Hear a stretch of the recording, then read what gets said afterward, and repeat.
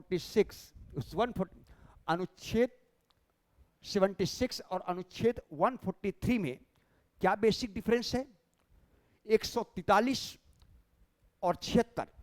अनुच्छेद 76 में राष्ट्रपति का विधिक सलाहकार विधिक मामलों में परामर्श देने के लिए महान्यायवादी का व्यवस्था किया गया, और अनुच्छेद 143 में देखा जाता राष्ट्रपति विधि के निर्वचन संबंधी मामलों में सुप्रीम कोर्ट से परामर्श मांग सकता है और सुप्रीम कोर्ट के पास परामर्शी अधिकारिता है। फिर मैंने कहा कि दोनों में कुछ बेसिक डिफरेंस है। अगर बेसिक डिफरेंस नहीं होता तो जब महान्यायवादी था ही अनुच्छेद 76 के तहत विधिक परामर्शदाता के रूप में, तो फिर अनुच्छेद 143 के तहत सुप्रीम कोर्ट के परामर्श की आवश्यकता क्यों पड़ती? या सुप्रीम कोर्ट से परामर्श की आवश्यकता थी तो फिर अनुच्छेद 76 से महान्यायवादी की आवश्यकता क्या पड़ गई? इसका मतलब दोनों के कार्यों में कुछ मूलभूत अंतर अवश्य होगा। दोनों के कार्यों में कुछ मूलभूत अंतर अवश्य होगा, नहीं तो क्या आवश्यकता थी? तो बेसिक डिफरेंस क्या है कि जहां महान्यायवादी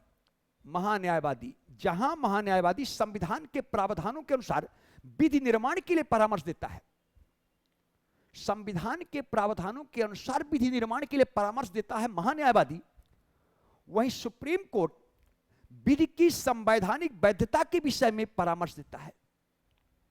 इसका मतलब कि विधि निर्माण से पहले भी परामर्श देना है और विधि निर्माण के बाद भी परामर्श होता है। तो विधि निर्माण से पहले परामर्शदाता कौन है? वो महान्यायवादी है, और विधि निर्माण के बाद जो परामर्शदाता होगा वो सुप्रीम कोर्ट होगा। इसका मतलब यह सिद्ध करता है कि हर स्थिति में देश में विधि का शासन है और सर्वोच्च विधि भारत का संविधान है, और भारत में संविधान की सर्वोच्चता है। संविधान से ऊपर कोई नहीं हमारे यहां।